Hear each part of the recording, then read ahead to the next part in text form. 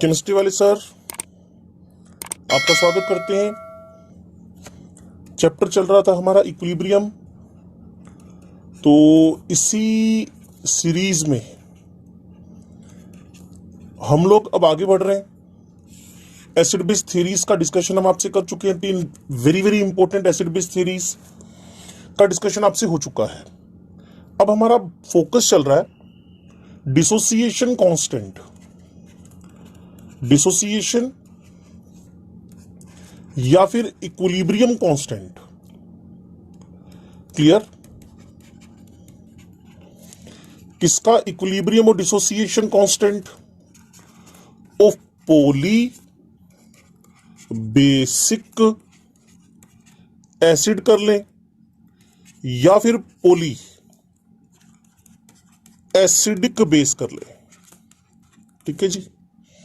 तो डिसोसिएशन और equilibrium constant of the poly basic acid और पॉली एसिडिक बेस। तो सबसे पहली बात, पॉली एसिडिक या poly basic respectively base acid कौन कौन है उसके बारे में आपको बता दूं। जब आप पॉली बेसिक एसिड की बात करें तो आप H2CO3 की बात कर रहे होंगे, H3PO2 की बात कर रहे होंगे, H3PO3 की बात कर रहे होंगे, H3PO4 की बात कर रहे होंगे, H2SO4 की बात कर रहे होंगे। आपको लगा इस गिवन सीरीज ऑफ एसिड्स में गलत एसिड कौन सा लिख दिया मैंने पॉली बेसिक एसिड में? Is it H2CO3? No. Is it H3PO2? Yes. ये आपके पास सिर्फ और सिर्फ एक ही प्रोटॉन रिलीज करता है। जैसे कि आपको पीछे भी बताया था, इसका n फैक्टर 1 है।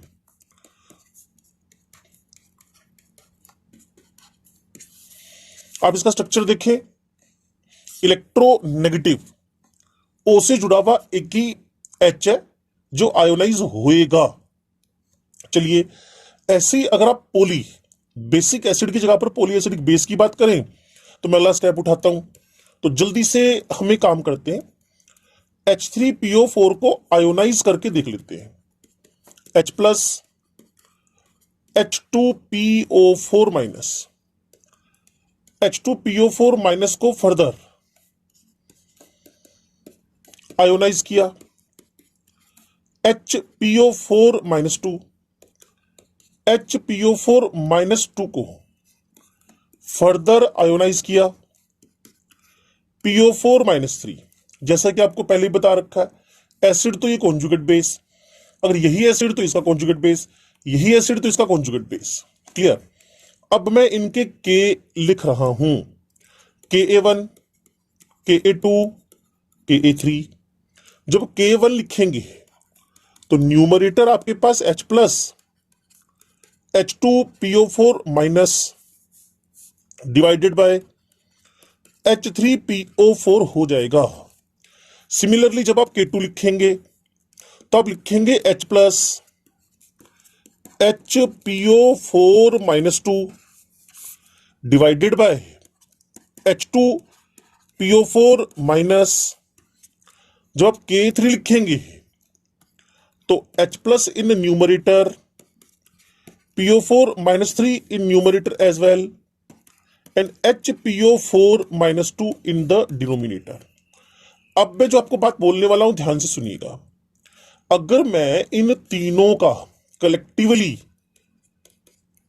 एक ही स्टेप में आयोनाइजेशन करवा दूं तो मुझे कुछ ऐसा मिलेगा जिसमें मैंने क्या किया, इसका जो प्रोडक्ट है उसके रिएक्टेंट से कट गया, ये प्रोडक्ट इस रिएक्टेंट से कट गया, कुल मिलाकर आपके पास H3PO4 3H plus PO4 minus 3 आ गया। तो इसका जब आप K लिखेंगे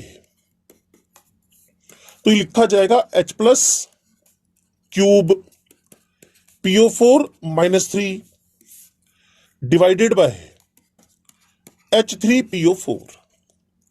अब आपको मैं बोल रहा हूं कि अगर आप K1, K2, K3 को मल्टीप्लाई कर दें, अगर आप Ka1 Ka2 Ka3 को मल्टीप्लाई कर दें तो इन तीनों का मल्टीप्लाई किसके बराबर हो जाएगा, चेक कर लें। ये H प्लस समझ तो आप गए होंगे। फाइनल कंक्लूजन जब आप एग्जाम में बैठेंगे तो आपको इतना टाइम खराब नहीं करना है, बस अंडरस्टैंडिंग में आपको थोड़ा सा अब 5-7 मिनट लगाने हैं। Ka1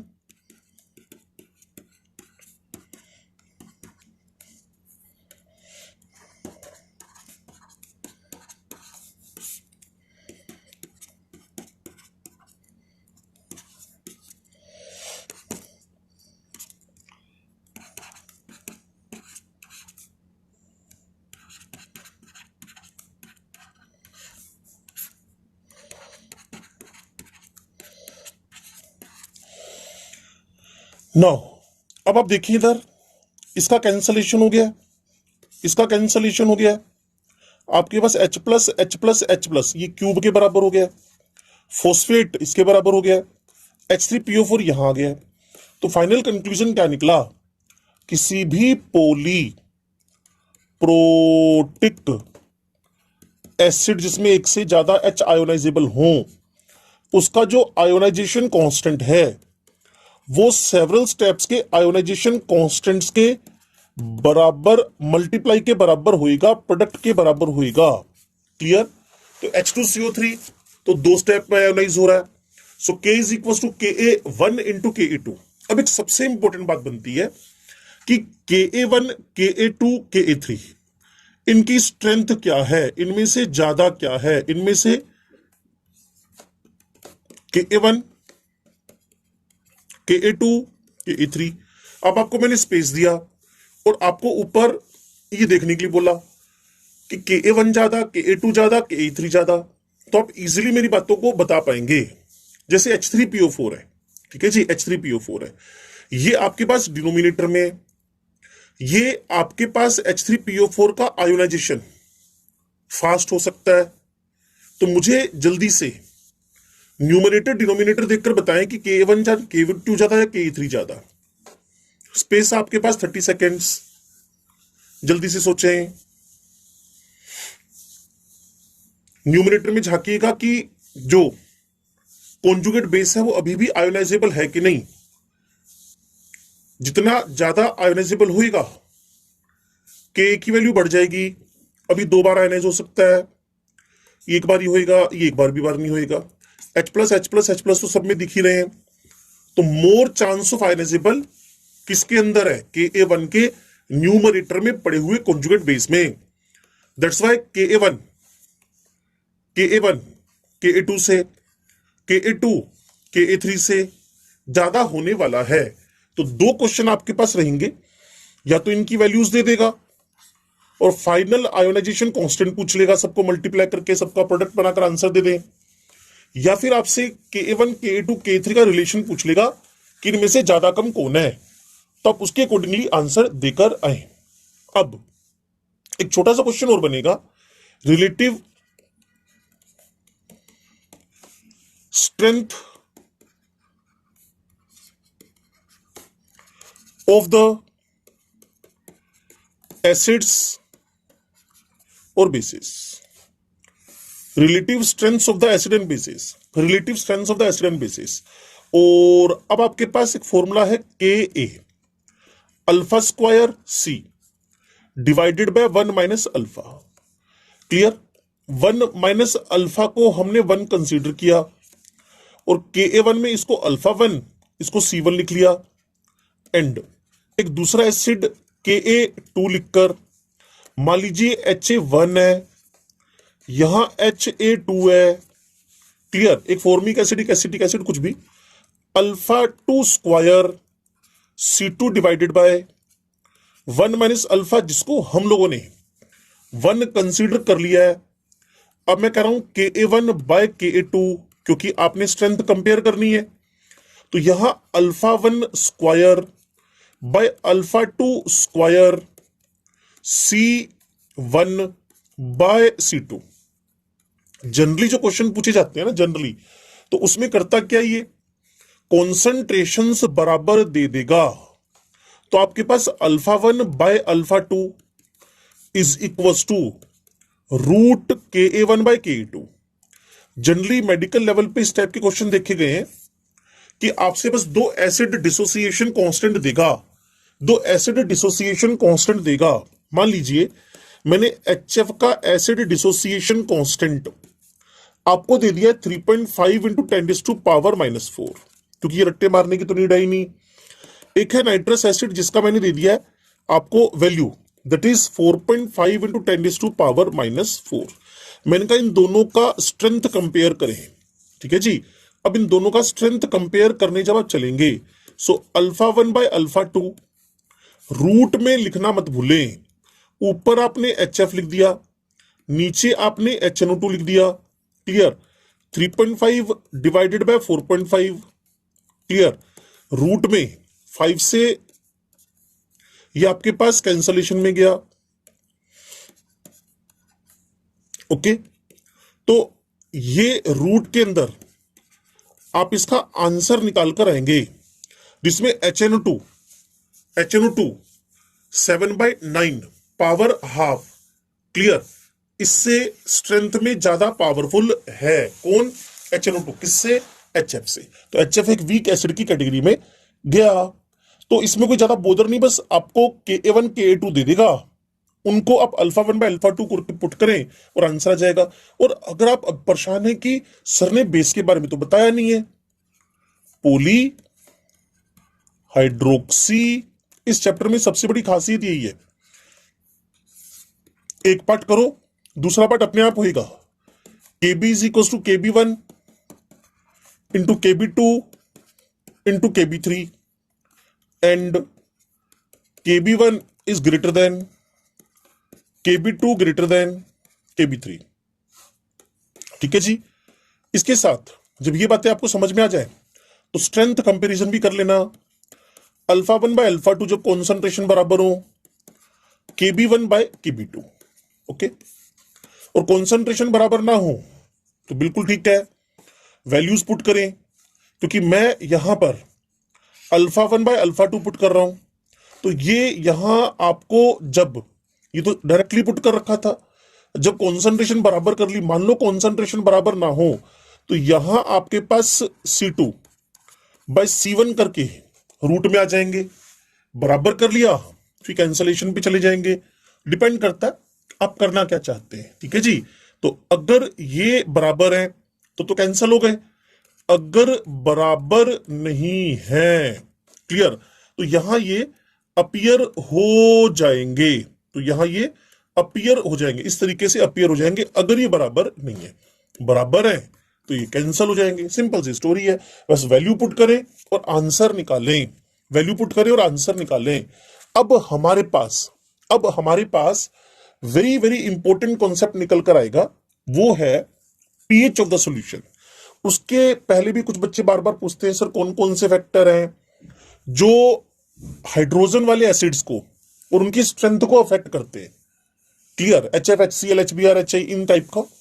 तो इसके लिए मैं आपको एक सिंपल सा रूल बता दूं, जब आप यहां मैं लिख देता हूं फैक्टर्स अफेक्टिंग, जबकि कोई इतना धांसू टॉपिक नहीं है, factors affecting strength of hydro acids. तो ध्यान से सुनिएगा मेरी बात को। हाइड्रो एसिड्स, सबसे पहली बात मैं आपको लेकर चलता हूं कहां, किसी एक ग्रुप के अंदर, जैसे कि मैंने आपको HF, HCl, HBr, HI। अब आप देखें जो HF है उसमें फ्लोरीन और हाइड्रोजन के बीच जो इलेक्ट्रोनेगेटिविटी का डिफरेंस है वो गिवन के लिए हाईएस्ट है, तो इसमें पोलैरिटी ज्यादा है, इसका बॉन्ड ब्रेक करना भी डिफिकल्ट है। जब आप HF का बॉन्ड ही ब्रेक नहीं कर पाएंगे, डिफरेंस ऑफ इलेक्ट्रोनेगेटिविटी ज्यादा होगा, तो आप सोचकर देखें हाइड्रोजन का निकलना यहां से डिफिकल्ट होने वाला है।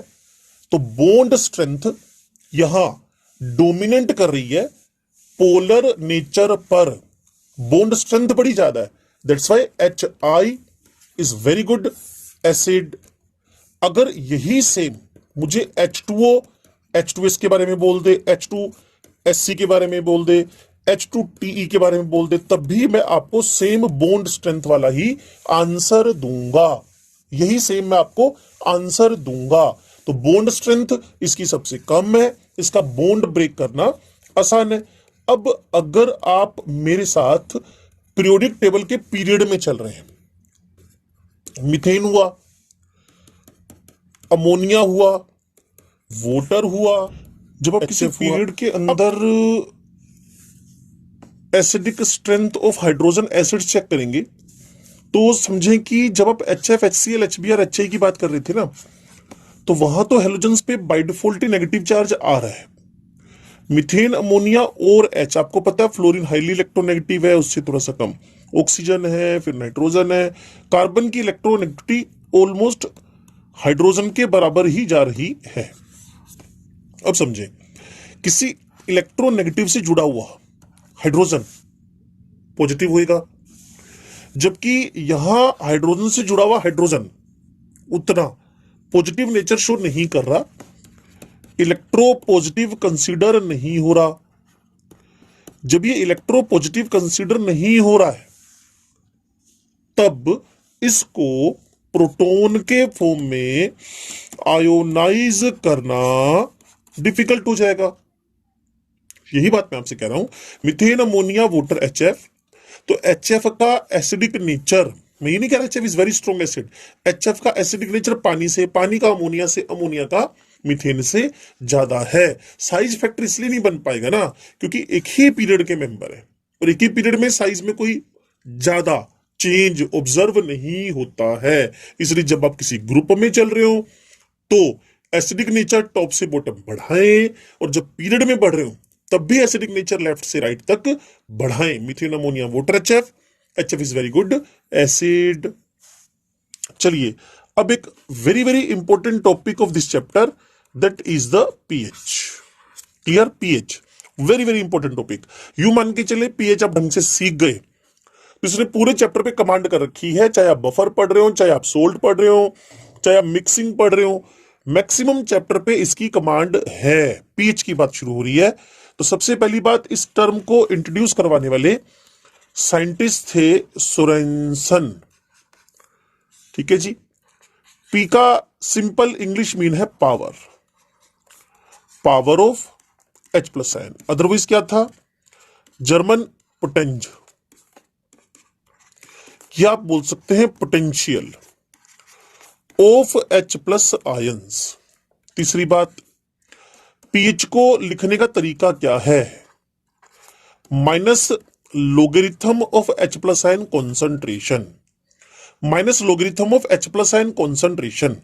इसी के पैरेलल में दूसरी टर्म हमने खड़ी की है POH, minus logarithm of hydroxide ion concentration. PH minus लोग H+ ion concentration, POH minus logarithm of the OH ion concentration. चौथी बात और बता दूं मैं आपको, जब आप लोगरिथम को डील करें तो एक लिखा रहेगा नेचुरल लोग, ठीक है जी, नेचुरल लोग LN, लोग नेचुरल, इसी का रिप्रेजेंटेशन लोग ई बेस पे होता है। अगर इसका बेस 10 कर दें तो लोग 10 बेस 10, क्लियर? 10 बेस। तो जब इसको 10 बेस पे चेंज करेंगे, जब आप इसको 10 बेस पे चेंज करेंगे तो ये हो जाएगा 2.303 लोग 10 बेसिस। बस बेस बदल दिया आपने, ई की जगह पर आपने 10 बेस कर दिया तो ये हो गया 2.303 लोग 10 बेस। ठीक है जी। अब आपके पास कभी लिखा हो लोग A इंटू बी, तो आप जानते हैं ये लोग A प्लस लोग B है। मान लीजिए आपने लिखा लोग A बाई बी, तो ये होगा लोग A माइनस लोग B। मान लीजिए आपके पास लिखा हुआ है लोग A पावर B, तो B मल्टीप्लाई हो जाएगा, ये बन जाएगा B लोग A, ये बन जाएगा B लोग A। ठीक है जी। तो कुल मिलाकर लोग A इंटू बी को, लोग A बाई बी को, क्लियर, ए पावर बी को कैसे लिखना है आपको समझ में आ गया होगा। जब लोग 1 निकालो तो ये 0 है, जब लोग 2 की बात करो तो ये आपके पास 0.3010 है, लोग 3 का वैल्यू 0.477 है, और लोग 4 निकालना आपके लिए आसान हो जाएगा। 2 पावर 2 कर दें, 2 मल्टीप्लाई होकर 2 लोग 2 हो गया, 2 इंटू 0.3010 हो गया।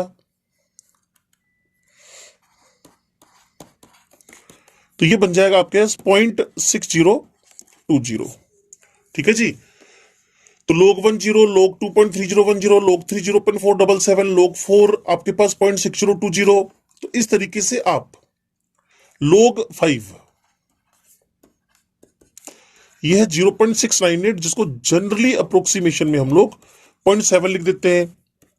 फिर है लोग 6, ठीक है जी, ये हुआ लोग 3 इंटू 2, इसको लिखना पड़ता है लोग 3 प्लस लोग 2।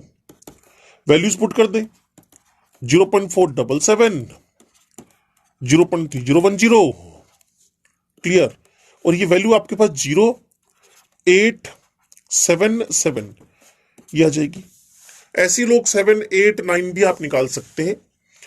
इसके बाद जब आप चैप्टर में चलते रहेंगे तो आपको कई बार वैल्यूज निकालनी पड़ेंगी।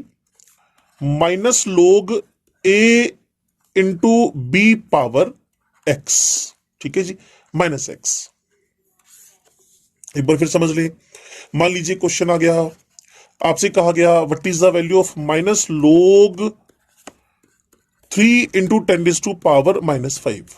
आप इसको सोल्व करें, तो मैं आपको सोल्व करके बता रहा हूं। इसको लिखोगे आप माइनस लोग 3, ठीक होगी बात, इंटू को प्लस से लिख दें तो ये हो जाएगा आपके पास प्लस, क्लियर। लेकिन माइनस की वजह से फिर इसको कैंसिल किया, इसकी जगह वापस माइनस आ गया। यहां लिखा आपने लोग 10 पावर -5। फिर जब आप इसको सोल्व करने लगते हैं, माइनस लोग 3, ये जो -5 है ये मल्टीप्लाई होकर आगे आ जाएगा, माइनस -5 लोग 10, ये हो जाएगा आपके पास माइनस लोग 3 प्लस 5 लोग 10। और पीछे एक बात जो आपको बतानी थी वो है लोग 10 का वैल्यू 1, तो माइनस लोग 3 प्लस 5, ये बन जाएगा 5 माइनस लोग 3। कुल मिलाकर अगर कभी भी आपको लिखा मिलता है माइनस लोग ए इंटू बी, बी पावर, यहां 10 ही लिख सकते हो, 10 ही लिख देते हैं जिससे काम करना आपके लिए आसान हो जाएगा, ए इंटू 10 पावर -b, क्लियर। कुछ भी लिखा हो तो आप इसको बड़ी सिंपल वे में लिख दें, बी ये वाली पावर माइनस लोग ए। सिंपल आंसर आपके पास आ जाएगा, सिंपल आंसर आपको इस तरीके से मिल जाएगा, क्लियर। फिर आगे जाकर मैं एंटीलोग की टर्म्स पे आपको समझाऊंगा, कोई रट्टा मारने की नीड नहीं है आपको, धीरे धीरे कर हम इन चीजों को सीखते रहेंगे। अभी फिलहाल आप ए इंटू बी, ए बाय बी, ए पावर बी, या फिर कभी आपको माइनस लोग ए इंटू 10 पावर -b, जैसे 3 इंटू 10 पावर -5 है, उसको सोल्व कैसे करें, तो सीधा लिख दे बी माइनस लोग ए, आपके आंसर आने शुरू हो जाएंगे। टर्म सोरेनसन ने दी है, power of H plus ion को रिप्रेजेंट करता है। अब मैं जो सबसे इंपॉर्टेंट बात आपको बताने वाला हूं कि अगर आपको पीएच की कैलकुलेशन करनी हो, अगर आपको पीएच की कैलकुलेशंस करनी हो, पीएच की कैलकुलेशंस करनी हो, तो आपके पास कॉन्सेंट्रेशन ऑलवेज नॉर्मेलिटी टर्म में होना चाहिए। Concentration always in the normality term होना चाहिए। Concentration always in the normality term होना चाहिए। बच्चे के हमें वो पता नहीं है, क्यों नहीं पता भाई, मोल कॉन्सेप्ट से लेकर केमिकल इक्विलिब्रियम से लेकर हम बार बार सीखते आए हैं। Molarity when multiply with N factor क्या बन जाएगा, नॉर्मेलिटी, ये एन फैक्टर है। Molarity when multiply with N factor वो नॉर्मेलिटी में कन्वर्ट हो जाएगा। Molarity when multiply with N factor it change to the N factor, clear है? एन फैक्टर मल्टीप्लाई होएगा मोलैरिटी से, ये बन जाएगा नॉर्मेलिटी, ये बन जाएगा नॉर्मेलिटी। ठीक है जी। सिमिलरली आप पीओएच की कैलकुलेशन करना चाहें तो भी आपको जो कॉन्सेंट्रेशन है वो नॉर्मेलिटी में ही चाहिए। अब बच्चा कई बार पूछ लेता है why should be normality term, ये नॉर्मेलिटी टर्म में क्यों है? तो मेरी बात को ध्यान से सुनिएगा। अगर आपके पास 1 MHCl है, अगर आपके पास 1 मोलर HCl है, तो इसका दूसरा मतलब पता है क्या हुआ? आपके पास 1 MOH प्लस आयंस है। लेकिन अगर आपके पास 1 MH2SO4 है तो आपके पास 1 MH प्लस नहीं है, आपके पास 2 MH प्लस है। क्यों? क्योंकि इसका जो एन फैक्टर है वो 2 है। तो आप मान लो इससे न्यूमेरिकल सोल्व करने लग गए, मान लीजिए आपने इसका पीएच निकाला इस 1M को यूज करके, तो आपके पास रोंग इंफॉर्मेशन आ जाएगी, आपके पास गलत इंफॉर्मेशन आ जाएगी, गलत आंसर आ जाएगा। दैट्स वाई जितने भी एसिड बेस जिनका एन फैक्टर 1 से ज्यादा है, जिनका एन फैक्टर 1 से ज्यादा है, तो उसके एन फैक्टर के साथ हम मोलैरिटी को मल्टीप्लाई करके नॉर्मलिटी में कन्वर्ट करेंगे और actual value of H plus ion या OH आयन निकालेंगे, तभी हम एग्जैक्ट पीएच तक पहुंच पाएंगे। Because molarity never gives the correct information while the normality gives the correct information. Clear है? आगे आगे आप चलते रहेंगे तो आपको पता चलता जाएगा कि एन फैक्टर ऑफ H2SO4 2 है, H3PO4 3 है। ये आपको टाइम के साथ साथ में पता चलता जाएगा। वन मोर थिंग जो आपको बताना चाहता हूं, पीएच रेंज। ठीक है जी। 25 डिग्री सेंटीग्रेड पे जो पीएच की रेंज है वो 0 से शुरू करके 14 तक होगी, और जो न्यूट्रल पॉइंट आएगा वो पीएच 7 पे आएगा। और ये जो होएगा स्ट्रॉन्ग बेस, ये जो होएगा स्ट्रॉन्ग एसिड। अब इन्हीं बातों को एक एक करके सुनते हैं, ध्यान से सुनिएगा। सबसे पहली बात, पीएच में मैं आपको एक छोटी सी बात बता रहा हूं।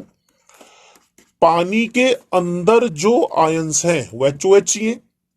Ionic product of water 25 degree centigrade. तो हमने क्या लिखा? पानी को आयोनाइज किया, फिर आपने यहां KW लिख दिया, ये H हो गया, ये OH हो गया। ये लिक्विड था इसलिए आपको इसमें रिप्रेजेंट नहीं करना पड़ा। KW, K क्या है आपके पास? Dissociation constant, W mean water, HOH इसके आयंस हैं, HOH इसके आयंस हैं। अब एक काम मैं करने जा रहा हूं, ध्यान से सुनिएगा। जब आप 25 डिग्री सेंटीग्रेड पे हैं तो HOH दोनों की कैलकुलेटेड क्वांटिटीज आपके पास 10⁻⁻7 मोल पर लीटर है। तो जब आप इसको सोल्व करते हैं तो 10⁻⁻14 मोल स्क्वायर पर लीटर स्क्वायर किसकी वैल्यू आती है जी? KW की। अब एक छोटी सी बात मैं आपसे पूछूं कि पानी का जब आयोनाइजेशन हो रहा है, टूट रहा है, पानी में बॉन्ड टूट रहा है, तो आप इसको एक्सोथर्मिक मानोगे या एंडोथर्मिक मानोगे? हो सकता है आपने मेरी बात को सुन लिया हो। यह प्रोसेस है बॉन्ड तोड़ने का, जिसमें एनर्जी क्या हो रही है? यूज हो रही है, एंडोथर्मिक है। और आपको शायद पता हो आयोनिक केमिकल इक्विलिब्रियम को यूज कर रहे हैं। आयोनिक इक्विलिब्रियम में every endothermic reaction, every endothermic reaction is proceeds in forward direction, is proceeds in forward direction, is proceeds in forward direction by increasing the temperature. So KW की value temperature बढ़ाने से बढ़ेगी every endothermic. तो KW 25 degree पर, KW 25 degree पर अगर आप 25 degree लेकर चल रहे हैं तो KW का वैल्यू 10⁻14 है। इसको भी इलेक्ट्रोकेमिस्ट्री चैप्टर में 12वीं क्लास में आप डिराइव कर सकते हैं। और जैसे ही आप लोगों ने टेम्परेचर बढ़ाया, every endothermic reaction is favoured by temperature. That's why temperature बढ़ाते ही KW की वैल्यू बढ़ गई। टेम्परेचर बढ़ा के डब्ल्यू की वैल्यू बढ़ गई, तो अब मैं आपको 0 डिग्री यानी कम टेम्परेचर पे के डब्ल्यू की वैल्यू बता रहा हूं। क्लियर। फिर 25 डिग्री पे आप जानते ही हैं के डब्ल्यू की वैल्यू। उसके बाद अप्रोक्सीमेट 60 डिग्री पे। बाकी तो ये पेपर वाले का काम है, ये आपको खुद ही वो दे देगा। 90 डिग्री 100 डिग्री पे, तो 0 डिग्री पे 10⁻⁻15 के आसपास, मतलब टेम्परेचर कम है के डब्ल्यू कम है, टेम्परेचर ज्यादा है के डब्ल्यू ज्यादा है, टेम्परेचर थोड़ा और बढ़ गया तो के डब्ल्यू का वैल्यू भी धीरे धीरे बढ़ता जा रहा है। कुछ बुक 6 × 10⁻⁻13। क्लियर। कुछ -13 भी पुट कर देती हैं, कोई 9.5 पुट कर देती हैं, यहां 10⁻⁻12।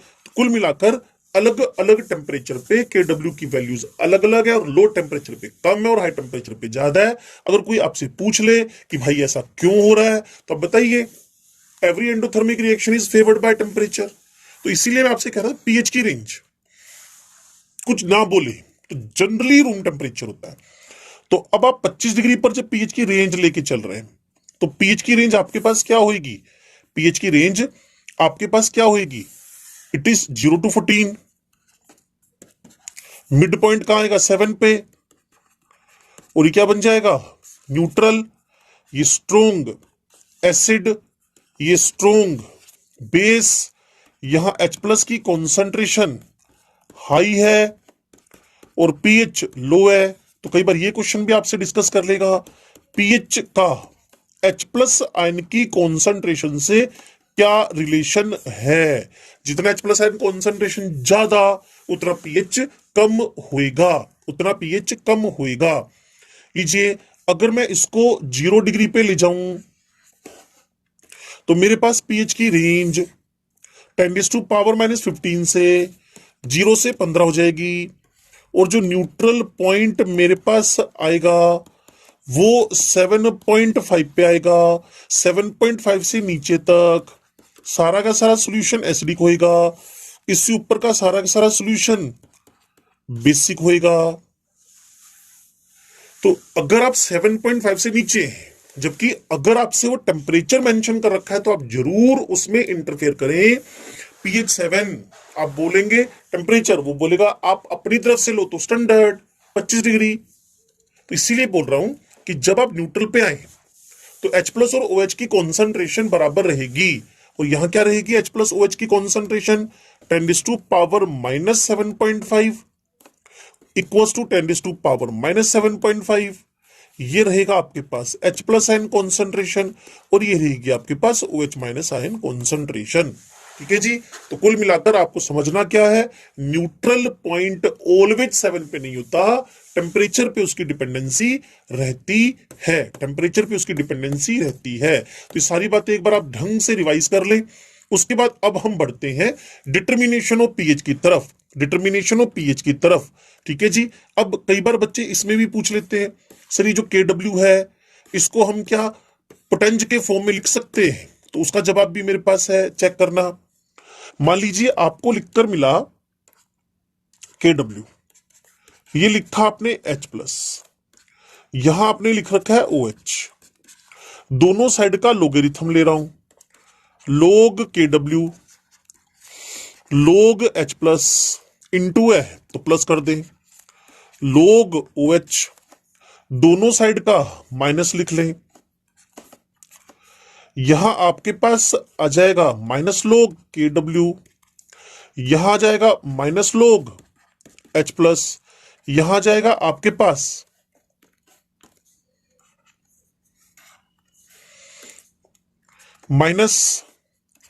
-log OH। और बच्चे जानते हैं इस पूरी टर्म को आप PKW लिख सकते हो, इसको PH लिख सकते हो, और इसको POH लिख सकते हो। ठीक है जी। अगर ये 14 है तो ये 7 है, अगर ये 15 है तो ये 7.5 है, अगर ये 13 है तो ये 6.5 है, अगर ये 12 है तो ये 6 है। इसका न्यूट्रल पॉइंट 7 पे आएगा, इसका न्यूट्रल 7.5 पे आएगा, इसका न्यूट्रल 6.5 पे आएगा, इसका न्यूट्रल 6 पे आएगा। और बुक्स वाले कई बार इस टाइप के क्वेश्चन आपको लिखकर दे देंगे। तो सारी बातें डिपेंड करेंगी टेम्परेचर पर, सारी बातें डिपेंड करेंगी टेम्परेचर पर। टेम्परेचर बढ़ेगा के डब्ल्यू की वैल्यू बढ़ेगी। अब बढ़ते हैं हम लोग कैलकुलेशन पे। Determination of the pH, pH का डिटर्मिनेशन करने पे चलते हैं, ध्यान से सुनते रहिएगा।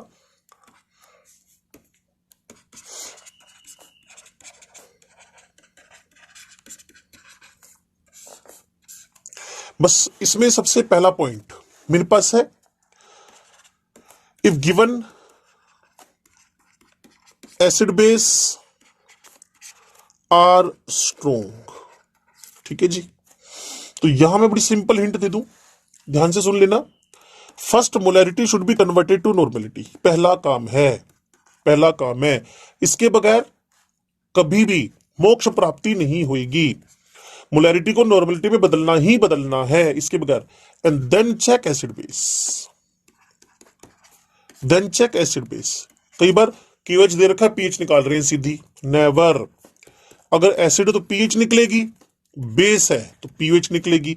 और बेस की पीएच पूछी हुई है, अगर बेस की पीएच आस्क्ड है तो कुछ तामझाम नहीं करना। पीएच प्लस पीएच, अगर टेम्परेचर आपको 25 है तो 14 लिखो, ये कैलकुलेटेड है, 14 में से सब्ट्रैक्ट करो, पीएच आ जाएगा। इतना सा काम करना है बस आपने। ठीक है जी, अब मैं सिर्फ और सिर्फ इसके एग्जांपल्स पे जा सकता हूं। मान लीजिए 1m HCl दे दिया आपको, 1m, एन फैक्टर 1 है तो 1n HCl ही हो जाएगा। पीएच क्योंकि एसिड है, मैंने आपको 2 स्टेप फॉलो करने के लिए कहा है, तो माइनस लिखा, लोग लिखा, ठीक है जी, और यहां 1 लिख दिया, और लोग 1 0 है, ऐसा आपको पता है। ठीक है जी, अब इसी टाइप से मेरे को किसी ने कहा सर आपके पास 10⁻⁻1m HCl है। वैसे तो ट्रिकी मेथड फॉलो कर लें, जो पावर्स हैं वो सीधे आंसर होती हैं।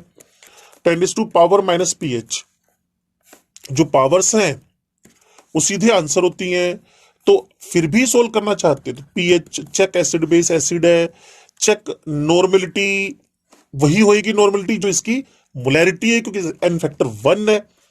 माइनस लोग ऑफ 10⁻⁻1, आंसर आ गया आपके पास 1। ठीक है जी, एसिड 2 इंटू 10⁻⁻5 MH2SO4 दे दी। तो जैसा मैंने आपको क्या कहा कि सबसे पहले चेक कर लेना एसिड है कि बेस है। एसिड है, फिर मोलैरिटी चेक कर लो, तो इसको आपने 2 से मल्टीप्लाई करके 4 इंटू 10⁻⁻5 नॉर्मल H2SO4 लिख के दे दिया है, 4 इंटू 10⁻⁻5। ठीक है जी, अब आप इसमें पीएच कैलकुलेट करने जा रहे हैं, माइनस लोगो 4 इंटू 10⁻⁻5। इसका ट्रिक बताया था आपको, 5 माइनस लोग 4, क्लियर, 5 माइनस 0.6020, अप्रोक्स 4.4 आपके पास आंसर आ जाएगा। तो first you should check the acid base, then you should check the molarity normality. ठीक है जी, अब मैं इसमें आगे बढ़ रहा हूं। 1m QH दे दिया, सीधे पीएच ना निकालने लग जाना, पहले पीएच निकालना। माइनस लोग 1 0, pH is equal to 14 minus 0, your answer is 14।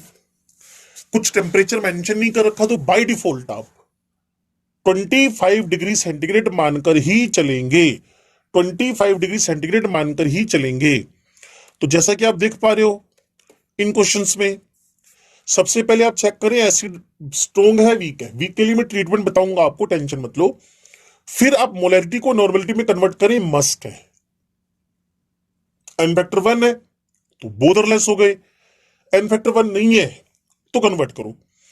फिर आपको चेक करना एसिड है बेस है, एसिड सीधे पीएच निकालो, बेस है तो पहले पीओएच निकालो, देन 14 में से सब्ट्रैक्ट करके पीएच निकालो। ये छोटी छोटी बातें जो आपको फोकस करके चलनी है। फिर आपको 1m है तो 0 हो गया, 10⁻⁻1m HCl है, तो मैंने बताया अगर इस फॉर्म में लिखा हो तो सीधे वही पीएच होती है जो पावर है, फिर भी सोल्व कर लो। उसके बाद H2SO4 लिया, फिर QH लिया, कुल मिलाकर इन सब क्वेश्चंस को आप समझ गए होंगे। तो कुल मिलाकर आप ऐसा क्यों कर रहे हो कि डायरेक्ट कॉन्सेंट्रेशन यूज कर रहे हो? तो उसका जवाब है मेरे पास 1 माइनस अल्फा सी, अल्फा सी अल्फा सी। और आपको ढेरों बार बताया स्ट्रोंग एसिड स्ट्रोंग बेस का जो अल्फा है, डिग्री ऑफ आयोनाइजेशन है, वो 1 है। तो जब H प्लस आयन कॉन्सेंट्रेशन आपने अल्फा सी लिखकर अल्फा की जगह 1 लिख दिया, तो जो कॉन्सेंट्रेशन आपके पास आई वो वही तो आ गई ना जो HCl की दे रखी है, क्योंकि ये भी 1 माइनस 1, ये तो 0 ही हो गया HCl, बचा कौन? H plus Cl। तो जो H प्लस की कॉन्सेंट्रेशन है वही H प्लस की है। इसीलिए स्ट्रोंग के केस में आप डायरेक्ट, स्ट्रोंग के केस में आप डायरेक्ट, स्ट्रोंग के केस में आप डायरेक्ट कॉन्सेंट्रेशन को इन नॉर्मेलिटी टर्म क्या कर सकते हो? यूज कर सकते हो। ठीक है जी। तो ये छोटी छोटी बातें आपको ध्यान रखनी है। इसके बाद जो हमारा गेम शुरू होएगा वो अब एसिड बेस स्ट्रोंग ना होकर वीक पे चला जाएगा, वीक पे चला जाएगा। ठीक है जी। तो पढ़ते रहिएगा और एंजॉय करते रहिएगा केमिस्ट्री वाले सर के लेक्चर्स।